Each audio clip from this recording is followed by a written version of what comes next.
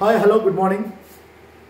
ప్రస్తుతం తెలంగాణలో graduation MLC elections యొక్క వేడి అనేది పుట్టింది.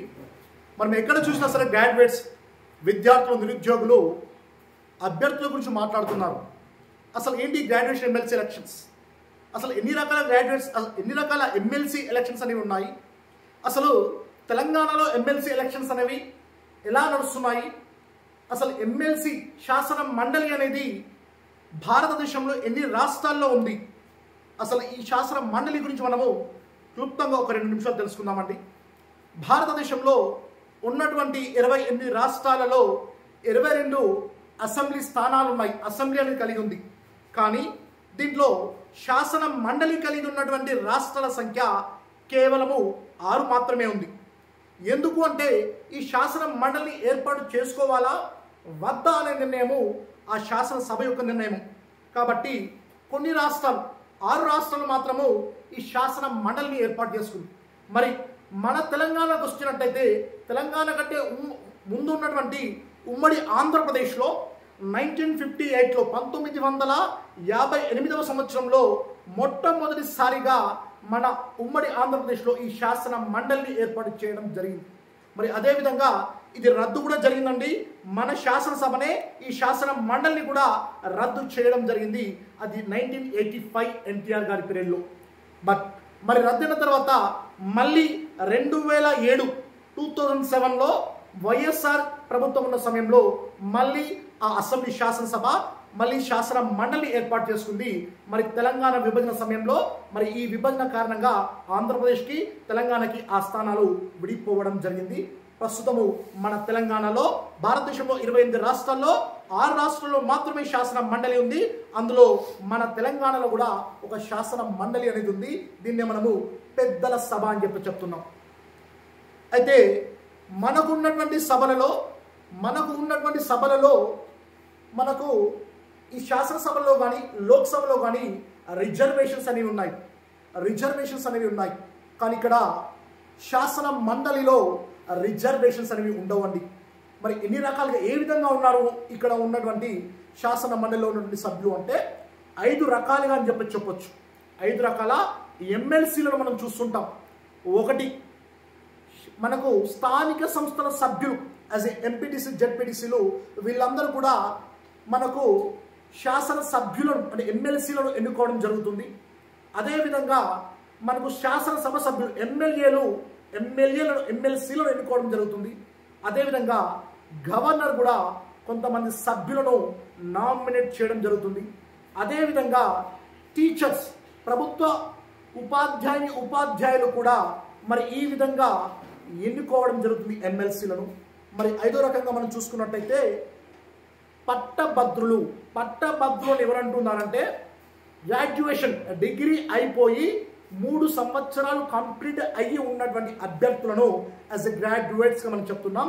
మరి వీరు కూడా వారికి సంబంధించిన అభ్యర్థులను ఎన్నుకోవడం జరుగుతుంది. అంటే ఈ 5 రకాలలో ఉన్నటువంటి ఒక రకం ఎమ్మెల్సీఏ ఇస్ ఎ గ్రాడ్యుయేషన్ ఎమ్మెల్సీ అని చెప్తున్నాం. మరి ఇది మన తెలంగాణలో ఉన్నటువంటి 33 జిల్లాలలో అంటే మనకు ఉన్నటువంటి జిల్లాల్లో మనం చూసుకున్నట్టయితే ముగ్గురు ఎమ్మెల్సీలు, 3 గ్రాడ్యుయేషన్ ఎమ్మెల్సీ ఉన్నారు. ప్రస్తుతము ఈ తెలంగాణలో ఉన్నటువంటి మెదక్, నిజామాబాద్, కరీంనగర్, ఆదిలాబాద్ జిల్లాల్లో ఈ గ్రాడ్యుయేషన్ ఎమ్మెల్సీ ఎలక్షన్ అనేది మరి ఈ ఫిబ్రవరి 27వ తారీఖున జరగబోతుంది. మరి ఈ జరగబోతున్నటువంటి ఈ ఎన్నికలో గ్రాడ్యుయేషన్ అయ్యి ఉన్నటువంటి అభ్యర్థులంతా కూడా 3 సంవత్సరాలు అయిపోయి ఉన్నటువంటి అభ్యర్థులంతా కూడా ఓటు వేయడానికి వాళ్ళంతా అభ్యర్థులు. మరి ఈ విధంగా ఉన్నటువంటి ఈ ఎన్నికలో కన్ఫ్యూజన్ చాలా మందికి ఉంది. మరి ఆ కన్ఫ్యూజన్ని మనము నివృత్తి చేయడం కోసమే మరి ఈ రోజు ఈ ఎమ్మెల్సీ ఎలక్షన్స్లో మనం చూసుకున్నట్టయితే అసలు ఓటు అనేది ఎలా వేయాలి అనేది మనం చూసుకోవచ్చు. అయితే మనకు జనరల్ ఎలక్షన్స్లో మనం చూసుకున్నట్టయితేనండి ఒక 3 మెంబర్స్ ఉన్నారు. A party, B party, C party అని చెప్పేసి 100 ఎగ్జాంపుల్గా ఒక 100 మెంబర్స్ ఓటర్స్ ఉన్నట్టయితే ఏబిసిడి ఇందులో నువ్వు పోలింగ్ బూత్ దగ్గరికి వెళ్ళినప్పుడు ఆ ముగ్గురులో ఎవరో ఒకరికి మాత్రమే ఓటు వేసేస్తాం. రెండో ఓటు వేస్తే ఓటు వేయడానికి కూడా అది తీసుకోదు. ఎవరికో ఒకరికి మాత్రమే ఓటు వేస్తాం. బట్ ఇక్కడ మనం చూసుకున్నట్టయితే అదే 3 మెంబర్స్ ఇక్కడ ఉన్నట్టయితే నువ్వు ఇక్కడ ప్రిఫరెన్స్ ఓటింగ్ అనేది ఉంటుందండి. నెంబర్ 1, నెంబర్ 2, నెంబర్ 3 అని చెప్పేసి ప్రిఫరెన్స్ అనేది ఇవ్వాల్సి ఉంటుంది. ఆ విధంగా ఇక్కడ ఉన్న అభ్యర్థులకు నెంబర్ 1, నెంబర్ 2, నెంబర్ 3 ఎంతమంది నిలబడితే అంతమంది అభ్యర్థులకు కూడా నువ్వు ప్రిఫరెన్స్ ఇవ్వచ్చు. ఓకేనా? బట్ కానీ ఇక్కడ ఉన్నటువంటి ప్రిఫరెన్స్ అనేది కూడా ఏ విధంగా ఇవ్వాలంటే వారి ఉన్నటువంటి ఇక్కడ రాజకీయాలతో ఉన్నటువంటి అభ్యర్థులే కానీ రాజకీయ పార్టీల గుర్తులు ఎవి కూడా ఇక్కడ కనబడవు. కేవలం అభ్యర్థి యొక్క పేరు, ఫోటో మాత్రమే కనబడుతుంది. పక్కకు బాక్స్లో వారికి ఇవ్వాల్సిన ప్రిఫరెన్స్ సంఖ్య, ఇవ్వాల్సిన సంఖ్య కనబడుతుంది. దాంట్లో నువ్వు టిక్ చేయడం కానీ 1 అని చెప్పేసి తెలుగులో 1 అని చెప్పేసి రాయడం కానీ 1 అని చెప్పేసి 1 అని చెప్పేసి రాయడం కానీ చేసినట్టయితే మీ ఓట్ అనేది రిజెక్ట్ చేయడం జరుగుతుంది. లేదా రోమన్ లెటర్స్లో నెంబర్ 1, నెంబర్ 2 అని చెప్పేసి ఇచ్చినా కూడా మీది రిజెక్ట్ చేయడం జరుగుతుంది. ఖచ్చితంగా మనకు మ్యాథమెటిక్స్ క్యాలిక్యులేషన్స్లో ఉన్నటువంటి నెంబర్ 1, నెంబర్ 2, నెంబర్ 3 ఇలాంటి ప్రిఫరెన్స్ మాత్రమే ఇవ్వాల్సి ఉంటుంది. కేవలం మీరు ఒకరికి ప్రిఫరెన్స్ ఇచ్చి కూడా ఓట్ని క్లోజ్ చేసుకోవచ్చు, మీ ఓట్ కౌంటింగ్ అవుతుంది. లేదా నేను 3కి ఇస్తాను, లేదు 10 మెంబర్స్ ఉన్నారు, నేను 10 మెంబర్స్కి ఇస్తాను, యాజ్ నీకు ఉన్నటువంటి టైంలో, నీకు ఇచ్చినటువంటి టైంలో నువ్వు అక్కడ ప్రిఫరెన్స్ ఇచ్చి కూడా ఓటు వేసుకొని రావచ్చు. ఈ విధంగా మాత్రమే నెంబర్ 1, నెంబర్ 2, నెంబర్ 3 ఈ ప్రిఫరెన్స్ ఓటింగ్ మాత్రమే ఓట్ అనేది కౌంటింగ్లోకి తీసుకోవడం జరుగుతుంది. మరి చాలా మంది గ్రాడ్యుయేషన్స్ అయిన ఉన్నటువంటి వాళ్ళు కూడా చాలా మందికి తెలియక, ఎందుకు అంటే గతంలో జరిగినటువంటి రాష్ట్రపతి ఎన్నికల్లో కూడా ఒక 15 మంది పార్లమెంటు సభ్యులు ఓట్స్ అనేవి రిజెక్ట్ చేయడం జరిగింది. చాలా మందికి ఈ ఓటింగ్ ప్రక్రియ గురించి తెలియకపోవడం వల్ల. కాబట్టి దీనిపైన అవగాహన పెంచుకోండి. ఖచ్చితంగా మన ఓటు, మనం వేసినటువంటి అభ్యర్థికి ఖచ్చితంగా మన ఓటు అయ్యే విధంగా మనం చూసుకోవాల్సి ఉంటుంది. అయితే మరి ఇక్కడ మనం చూసుకున్నట్టయితే అసలు ఎమ్మెల్సీ ఓటు ఎలా వేయాలి అని చెప్పేసి మనం చూసుకున్నట్టయితే చాలా మంది సరైన పద్ధతిలో ఓటు వేయకుండా తమ విలువైన ఓటును చెల్లని ఓటు వేసే అవకాశం ఉంది. కాబట్టి దీనికి మనము ఒక చిన్న సొల్యూషన్గా మనం చూస్తున్నాం. ఓటు ఎవరికి వేయాలి, ఓటు ఎలా వేయాలి, ఎలా వేయకూడదు అనేటువంటి పాయింట్స్ మనం ఇక్కడ చూస్తున్నాం. మనకి ఇచ్చినటువంటి బ్యాలెట్ పేపర్లో చెప్పాను కదా, పేర్లు అండ్ ఫోటో మాత్రమే ఉంటుంది. వాళ్ళని చూసి మాత్రం మనం ఓటు వేయాల్సి ఉంటుంది. ఇక్కడ అదేవిధంగా మొదటి ప్రాధాన్యత ఎదురుగా ఉన్నటువంటి బాక్స్లో నెంబర్ 1 అని చెప్పేసి మొదటి ప్రాధాన్యత మాత్రమే ఇవ్వాల్సి ఉంటుంది. అవసరమైతే 2, 3, 4 కూడా ఇచ్చుకోవచ్చు. కానీ నెంబర్ 1 ఇచ్చేసి మళ్ళీ ఇతను కూడా ఇంకొక క్యాండిడేట్ నెంబర్ 1 ఇస్తారంటే ఆ ఓటు చెల్లదు. నెక్స్ట్, ఇతరులకు కూడా మీకు నచ్చిన ప్రాధాన్యత ఓటు కూడా ఇవ్వవచ్చు. కానీ అది ఏమవుతుంది, నెంబర్ 1 ఇచ్చాం కాబట్టి అది నెంబర్ 2 యాజ్ నెంబర్ 3 అవుతుంది. నెక్స్ట్, అదేవిధంగా మనం చూస్తే పోలింగ్ కేంద్రాలలో ఇచ్చే పెన్ను మాత్రమే వాడాలి. సొంత పెన్ను మనం వాడకూడదు. ఓకే, నా అభ్యర్థి కదా, నాకు ఇష్టమైన అభ్యర్థి కదా, నేను నా పెన్ను తీసుకుని వెళ్తాను, నా పెన్సిల్ తీసుకుని వెళ్తాను అంటే కాదు, కుదరదు. ఖచ్చితంగా వాళ్ళు ఇచ్చినటువంటి బ్యాలెట్ పేపర్లో ఉన్నటువంటి అక్కడ ఉన్నటువంటి పెన్ను మాత్రమే యూజ్ చేయాలి అని చెప్తున్నాం. వెళ్ళే ముందు మీ ఐడి ప్రూఫ్ తీసుకొని వెళ్ళాలి. అదేవిధంగా బూత్కి వెళ్ళే ముందు మీ పేరు ఉందా లేదా చూసుకొని వెళ్ళాలి. చాలా మంది అభ్యర్థులతో మాట్లాడుతుంటే తెలుస్తున్న విషయం ఏంటంటే, మీరు అప్లై చేశారా అంటే ఏమంటున్నారంటే, లాస్ట్ టైం నేను ఓటు వేశానండి, లాస్ట్ టైం ఓటు వేశాను కాబట్టి ఖచ్చితంగా నా ఓటు ఉంటుందని చెప్తున్నారు. కాదు, ఇది ఖచ్చితంగా 6 ఇయర్స్కోసారి ఫ్రెష్గా మళ్ళీ అప్లై చేసుకుంటే మాత్రమే మీ ఓటు అనేది అక్కడ ఉంటుంది. గతంలో నేను ఓటు వేశాను, ఇప్పుడు నా ఓటు ఉంది అంటే అది ఉండదండి. ఖచ్చితంగా మీకు ఇచ్చినటువంటి లాస్ట్ ఒక 4 months నుంచి మనకు ఈ యొక్క ప్రక్రియ నడుస్తుంది. అప్పటి నుంచి మాత్రమే ఎవరైతే అభ్యర్థులు నమోదు చేసుకున్నారో వారికి మాత్రమే ఓటు హక్కు ఉంది. అదేవిధంగా మనకు బూత్ బయట ఓటర్ లిస్ట్లో మీ పేరు మరియు క్రమ సంఖ్య చూసుకుని వెళ్ళినట్టయితే మనకి అక్కడ చాలా ఈజీ ప్రాసెస్ అనేది అవుతుంది అని చెప్పొచ్చు. మరి ఇక్కడ చూసుకుంటే ఎలా వేయకూడదు అంటున్నారు, చూద్దాం. మీ సొంత పెన్ను వాడకూడదు. చెప్పాను కదా ఇంతకుముందే, మన సొంత పెన్ను కాదు, అక్కడ ఇచ్చినటువంటి బూత్లో వచ్చిన ఆ పెన్ను మాత్రం మనం యూజ్ చేయవలసి ఉంటుంది. అభ్యర్థులందరూ కూడా ఒకటే నెంబర్ ఇవ్వకూడదు. చెప్పాను కదా, 1 అనే నెంబర్ ఒకరికి మాత్రమే ఇవ్వాలి. ప్రిఫరెన్స్ 1 అనేది ఒకరికి మాత్రమే ఇవ్వాలి. మరి ఇంకొకరికి ఇవ్వాలనుకుంటే యాజ్ అ నెంబర్ 2, నెంబర్ 3 మాత్రమే ఇవ్వాల్సి ఉంటుంది. అదేవిధంగా ఇక్కడ చూసుకుంటే చెప్పాను కదా, ఇంగ్లీష్లో 1, అదేవిధంగా తెలుగులో 1 అని చెప్పేసి ఇలా రాయడానికి వీలేదు. మనం ఇవ్వాల్సి ఉంటే ఉదాహరణకు ఎగ్జాంపుల్ 1, 1, 2, 3 ఇదే విధంగా ఇవ్వాలి తప్ప రోమన్ లెటర్స్లో 1, 2, 3 అనేవి కూడా ఇవ్వడానికి వీలు లేదు. ఖచ్చితంగా మనకు ఈ 1, 2, 3 నెంబర్స్ మాత్రమే మనకి ఇవ్వవలసి ఉంటుంది. అదేవిధంగా బ్యాలెట్ పేపర్లో ఎక్కువ పేర్లు ఉన్నాయి, ఆ పేర్లలో మీకు నచ్చిన వారికి ఒక నెంబర్ మాత్రమే ఇవ్వాలి.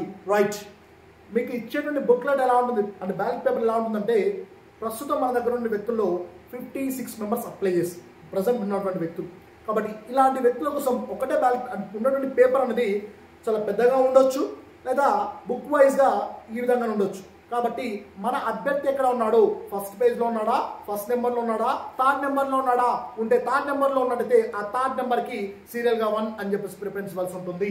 అదేవిధంగా మనం చూసుకున్నట్టయితే బ్యాలెట్ పేపర్ వారు చెప్పే పద్ధతిలో ఫోల్డ్ చేసి వేయకపోయినా కూడా ఇన్వాలిడ్గా తీసుకోవడం జరుగుతుంది. ఇది చాలా ఇంపార్టెంట్ ఉంది ఇది కూడా. ఎందుకంటే మీకు సర్పంచ్ ఎలక్షన్స్లో మీరు చాలామంది ఓటు వేసి ఉంటారు.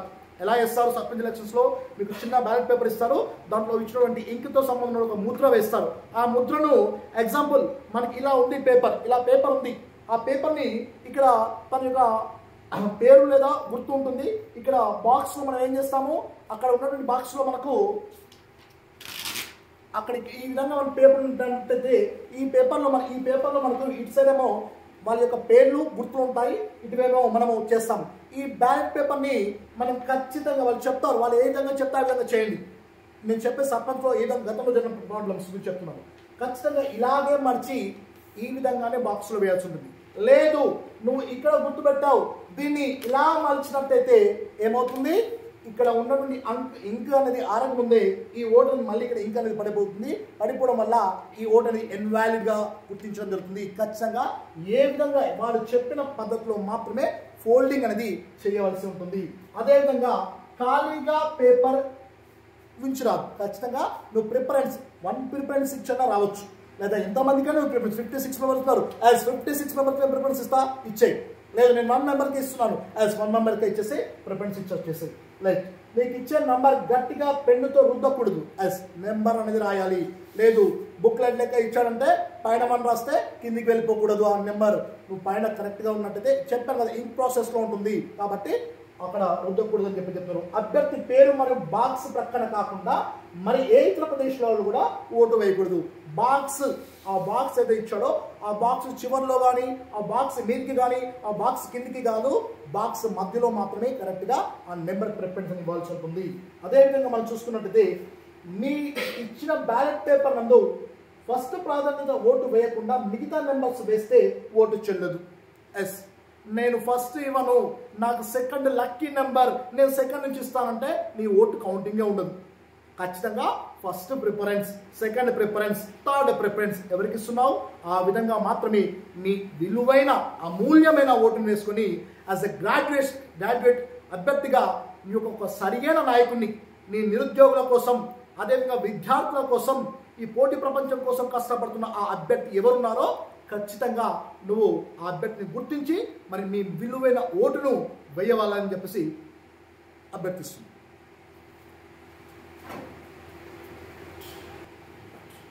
మరి ప్రస్తుతం మనకు జరుగుతున్నటువంటి మెదక్, నిజామాబాద్, ఆదిలాబాద్, కరీంనగర్ ఈ గ్రాడ్యుయేషన్ ఎమ్మెల్సీ ఎలక్షన్స్లో మనకు రీసెంట్గానే ఎన్నిక అప్లికేషన్ ప్రక్రియ ముగిసిపోయింది. రిజెక్టెడ్ క్యాండిడేట్స్ కూడా పక్కకు తొలగిపోయారు. మనకు 12 మెంబర్స్ రిజెక్ట్ కావడం జరిగిందని చెప్పేసి వింటున్నాం. ప్రస్తుతం ఉన్నటువంటి వ్యక్తులు మనం చూసుకుంటే 56 మెంబర్స్ ఉన్నారు. ఆ 56 మెంబర్స్లో యాజ్ ఎ పార్టీస్ కొంతమంది అభ్యర్థులు పార్టీస్ తరఫున వస్తున్నారు కదా, అలా ఒక 11 మెంబర్స్ పార్టీ తరఫున ఉన్నారు, 45 మెంబర్స్ ఇండిపెండెంట్ క్యాండిడేట్స్ ఉన్నారని చెప్పేసి మనం వార్తల్లో వింటున్నాం.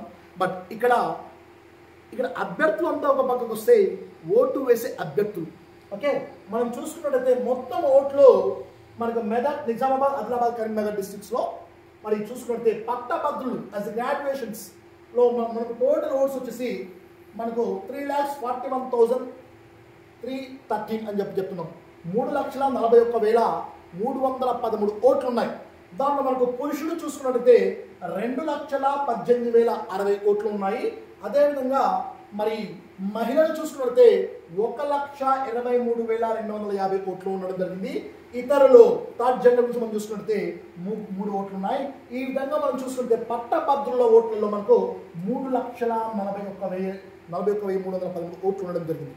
ఎస్ అయితే ఇక్కడ ఒక విషయం మాట్లాడాలి. ఇక్కడ ఓటు వేసే ప్రక్రియ ఎంత డిఫరెంట్ ఉందో ఈ ఓటు వేసిన తర్వాత కౌంటింగ్ ప్రక్రియ కూడా అంతే డిఫరెంట్గా ఉంటుంది. మీకు ప్రిఫరెన్స్ ఓటింగ్ అనేది ఎందుకు ఇవ్వడం జరుగుతుంది అంటే మీరు మొదటి ప్రాధాన్యత ఎవరికి ఇవ్వడం జరుగుతుందో వాళ్ళ ప్రిఫరెన్సే ఫస్ట్ కౌంట్ చేస్తారు. అలా కౌంట్ చేయడంలో మనకు ఆ ఓటింగ్లో మెజారిటీ వస్తే కాదండి, 3 మెంబర్స్ ఉన్నారు, 3 మెంబర్స్లో ఏబిసిడి అనే క్యాండిడేట్స్ ఉండడం జరిగింది. ఎగ్జాంపుల్ ఒక 100 ఓట్స్ ఉన్నాయనుకుందాం. 100 ఓట్స్లో ఏ అనే క్యాండిడేట్కి ఒక 30 ఓట్స్, బి అనే క్యాండిడేట్కి ఒక 30 ఓట్స్, సి అనే క్యాండిడేట్కి ఒక 40 ఓట్స్ వచ్చాయనుకుందాం. రైట్, మెంబర్స్ ఎంతమంది ఉన్నారు? 100 మెంబర్స్. బట్ క్యాండిడేట్స్ ఎంత వచ్చాయి? 30, 40 ఓట్స్ వచ్చాయి. బట్ ఇక్కడ 40 ఓట్స్ వచ్చాయి కదా, మెజారిటీ ఎక్కువ ఉంది కదా, as a C candidate win అంటే కాదు, ఇక్కడ విన్ కాదు. ఎందుకు అంటే ఇది 50% + 1 ఓటింగ్ అండి. దీన్ని మనం నైష్పత్తిక ప్రాతినిధ్య ఒక ఓటు బదిలీ విధానం అంటాం. మనకు టోటల్గా 50% + 1 ఓట్ అనేది ఎవరికైతే వచ్చిందో వాళ్ళే విన్గా మనం ప్రకటిస్తాం. కాబట్టి ఇక్కడ 3,70,318 ఓట్లలో మనం చూసుకున్నట్టయితే మనకు 1,70,656 ఓట్లు, 1,70,566 ఓట్లు అనేది ఎవరికి వచ్చింది? +1, ఇది 50% +1 ఓట్ అనేది ఎవరికి వచ్చింది అనేది విన్గా ప్రకటిస్తారు. ఇది చాలా డిఫరెంట్గా ప్రక్రియ కూడా మనకు ఉంటుంది. మనకు ఓటు వేయడంలో మనం ఎంతగానైతే ఆ 56 మెంబర్స్ మన క్యాండిడేట్ ఎక్కడ ఉన్నారో అని చెప్పి చూసుకుని మనం నోటేస్తామో, ఓటు వేసిన తర్వాత ఆ కౌంటింగ్ ప్రాసెస్ కూడా అంత డిఫరెంట్గా ఉంటుంది, అంత టైం అనేది తీసుకోవడం జరుగుతుంది. కాబట్టి మీ యొక్క విలువైన ఓటును చాలా జాగ్రత్తగా కేటాయించి ఓటు వేసి రాగలరు.